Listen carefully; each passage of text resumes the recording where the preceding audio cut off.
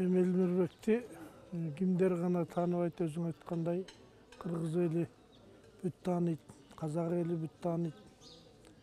Себеби дегенде бул жалаң ошол өнөрдүн аркасы менен кенедей бармактар кесинен жетилип, өсүп, баягы өнөр деген адамды мындай тынч койбойт экен да.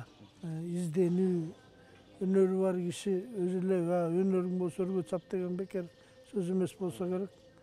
Бул ушу өтө жаш кезинен өнөргө, чоң сахнага аралашып, эстебестерден, тууганбайлардан, ашыралылардан таалим алып чоңойду.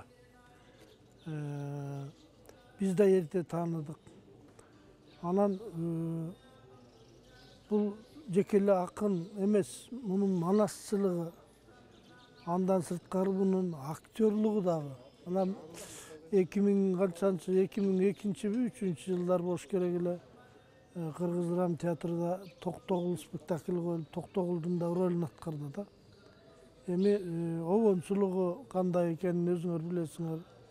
Кыскасы бул жерде мен мындай болчу, тигиндей болчу деп эл билбеген жерин мен кошумчалап айта албайм, себеби элдин баары билет да. Бул жерде бир гана нерсе, ушу айта турган нерсе, жаш кеткендиги элди өкүндүрүп аткан ошол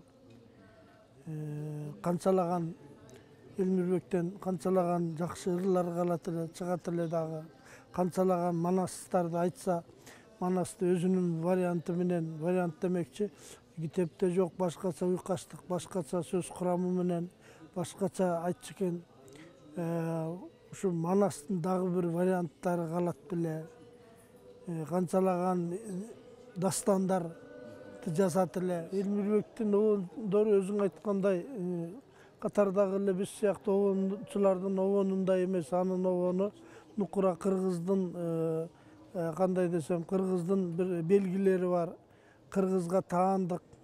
Кыргыздын обондору илгерки Атай менен Мусалардын обондорундай обон деп айта алам. Себеби дегенде бул обондор Атай менен Мусаныкы, кыргыздын илгерки богачынын ырлары, бул жанагы романс сыяктуу 2 бөлүктөн, 3 бөлүктөн турган ошондой формадагы обондор болгон да. Кыргыздардын ушундай түзүлүштөрү татаал, ушундай 3 бөлүктөн, 2 бөлүктөн, ушундай бир ар бир куплети ар башкача, улам бир башкача өзгөрүлүп, өөрчүп кетме, ушундай формада да кыргыздыкы.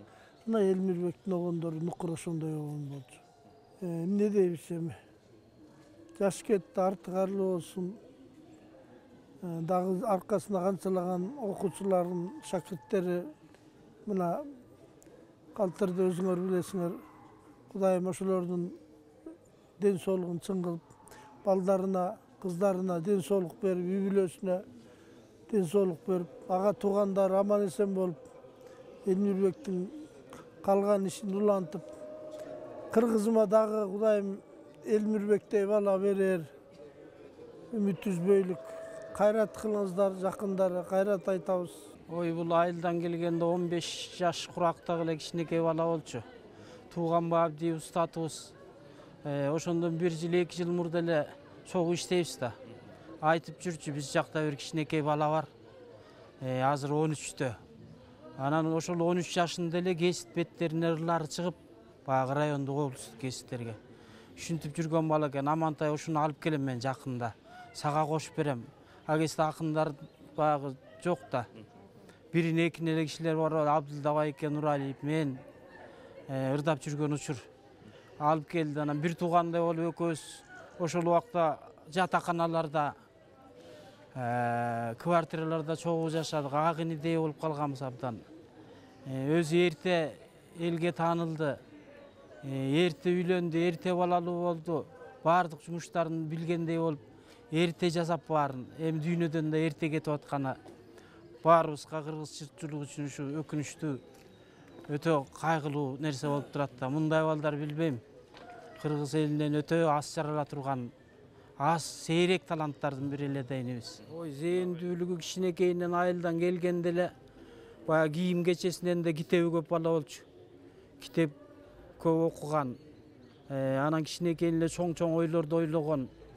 Мен тамашалап айтып берчүмүн, айранан өзүң кичинекей эле бала экенсиң, жети абышканы бириктирип койгондой сүйлөйт экенсиң айранан. Буюрса сен элге бат эле ырчы болосуң, элге тааныласың айранан. Аман бол деп өзүм инимдей болуп чогуу жүрдүк да. Анан эмне кылабыз эми, арты кайрылуу болсун, туугандарына, урук туугандарына, жалпы эл журтка көңүл айтабыз. Мындай балдар сейрек төрөлөт. Элмирбек Иманалиев Кыргыздын соңку тарыхында, Кыргыздын соңку маданиятында өзгөчө бир чоң маданий кубулуш катары деп айтсам болот да. Себеби Элмирбек менен биздин маданиятыбыздын өзгөчө бир бийиктиги байланышкан. Анын таланты, анын өнөрү бул биздин атам замандан бери кеткен көөнө өнөрдүн өзгөчө бир алып жүрүүчүсү катары. Ошол талантты көкүрөгүнө батырган, ошол духту көкүрөгүнө батырган, бул духтун чыгармачыл адам эле да. Биз мынакай Кыргыздын ошо дүйнөсүн көтөрүп жүргөн, акындыгы дагы, төкмөлүгү дагы, ырчылыгы дагы, дастанчылыгы дагы, бул бардык таланттарды өзүнчө бир бириктирген бир уникум деп койсо болот да. Ошондуктан бүгүн биз чындыгын айтканда Элмирбек Иманалиев менен кошо Кыргыздын рухун алып жүргөн залкар инсанды акыркы сапарга узатып атабыз. Бул Элмирбек жаш болсо дагы 42 жашка чыкты. 42 жаш деген эмне? Биз сөздүн чын маанисинде Элмирбекти залкар катары эсептейбиз. Ал себеби улуу залкарлардын, улуу көчтүн, Кыргыздын рухий көчүнүн акыркы бир магикандарынан болуп эсептелет менин. Ошондуктан эрте кетти бул жашоодон, бирок артынан эли эч качан унутпай турган чоң казынаны калтырып кетти десем жаңылышпайм. Ойдун кабыкарын бириктирип туруп ошол айткан өзү ушунчалык скромный, ушунчалык жөнөкөй, бирок ошого карабастан ички духу ушунчалык күчтүү акын болчу да. Мына 2010-жылкы ырын менин эсимден азыр да кетпейт. Себеби бул деген бул Кыргыздын жан дүйнөсүнүн жаңырыгы да, ички жан дүйнөнүн жаңырыгы. Ошонун бардыгын Элмирбек өзүнүн көкүрөгүндө алып жүрдү. Ошол нерсени элдин көйгөйүн, элдин мындай бир тилегин, ой санасын эл боюнча дагы, бийлик боюнча дагы ушунчалык ташка тамга баскандай ырдап чыкты. Мындай акындар бизде Кыргызда чанда деп айтсам. Менин оюмча Элмирбек өз учурунда баркталды. Себеби жаш кезекте 42 жаш, 38 жашында Кыргыз Республикасынын эл артчысы болуп туруп 2016-жылы. Бирок ал ошончолук атол атак даңкты эрте алганы менен өз убагында алды десем айтсам болот. Бирок биз анын өзүнүн адамдыгын, өзүнүн ички жан дүйнөсүн, адам катары өзгөчөлүгүн түшүнө алдыкпы, бартай алдыкпы, бул экинчи маселе да. Бирок чыгармачылык жагынан ал ошол биздин өлкөбүздөгү болгон жогорку сыйлыкты алды. Мен айтар элем, Элмирбек мындан дагы жогорку сыйлыктарга арзый турган чоң инсан эле, тилек каршы өмүрү кыска экен, эрте кетип калды. Бирок артында улуу тоо калды. Улуу тоо калды. Өзү айтмакчы, Кыргызды, Теңирди, Кудайды колдогон тоолор калды. Алардын чыгармачылыгы, алардын мурасы. Ушул Элмирбектин мен айтат элем, мына бүгүн акыркы сапарга узатып атабыз. Бүгүн акыркы сапарга узатып атып, биз анын экинчи өмүрүн баштап атабыз, руханий өмүрүн. Руханий мурастарын баштап атабыз. Ошол мурастарда анын чыгармачылыгы, анын улуулугу жатат да. Аны өзгөчө бир изилдөөгө туура келет. Буга чейин биз эми эч кимибиз ойлогон эмеспиз. Ушундай тагдырда, турмуштагы ушундай болуп кетерин элечи. Бүгүн өзүңүздөр билип атасыз, бүгүн ойгонсок эртең эмне болорун билбейбиз. Ошондуктан мына эртеге этип калганы гана өкүндүрөт. Бирок ошого карабастан ушул басма сөздө, китепте, телевидениеде, башка биздин каражаттарда анын айтып калган, жазып калган, ырдап калган чыгармачылыгы жашап атат. Биз ошонун эми ар бир сөзүн, Элмирбектин ар бир айткан оюн биз микроскоп менен карап изилдеп чыгыш керек. Себеби мен дагы Elmirbектің поэзиясын оқып шықтым. Шунчалық терең, шунчалық ойға батқан, шунчалық лирикалық емесе биік, ойы да биік, адамды гражданский мындай бір емесе дағы биік ақын екен да. Мен мындай бір мегедер ушул поэзия жағына көп көңіл бұрған емескен, ақындық, төкмөлік, манасылық, мына публичный выступленияларын көріп жүргенбіз да, бірақ ырларын оқысам, бұл ұйып жатқан ақын екен да. Мен даже қызығып қалдым. Сол ырларын қайрадан басып шығарышымыз керек та.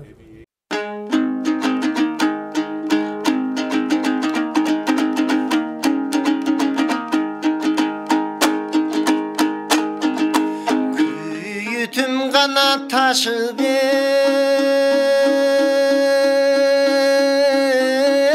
köp oldum. Kürksüz kana güyüp ört oldum. Különgün kanat kayrılıp tümden tayıp eybek kondum. Kaygımın taşıp köp oldum. Kabilet küyüp ört oldum. Kabarın uğup bulbuldum. Kabırgama sınıp bök oldum.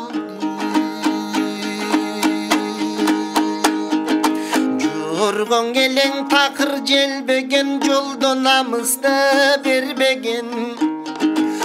Atağın öçpöy aytılıp ardayın yaşayı delmenin. Aktanda yelen eldegen, aytışıp kanan akın cengbegen. Amandaşpay kalarım akılıma gelbegen. Ak bulbulum özüngdün akıret berdik argasında, artından kırgız delmenen.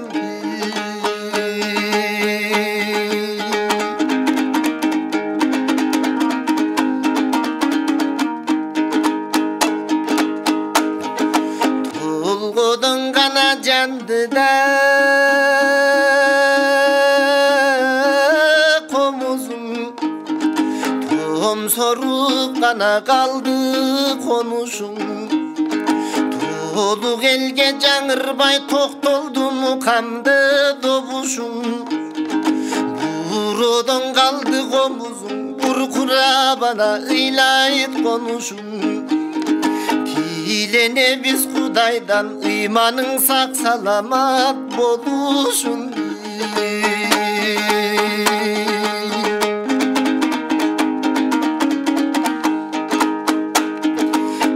Kırka yaşın çıkkança kırsık çalıp çıkkança kırgızga kıldın de kızmattı. Kırgız kazak elinen kıyla bira güttün vurmattı. Kenkenes köpkön nemenin birine berbey Kudayım. Yemnege bulbulga berdin de buldarttı. Bilesün elemez bul günü büt kırgızdı kurattı. Hey büt kırgızdı ilattı. Bütürbek gelgen bulacalla. Uşu bulbulduna tilin gıyra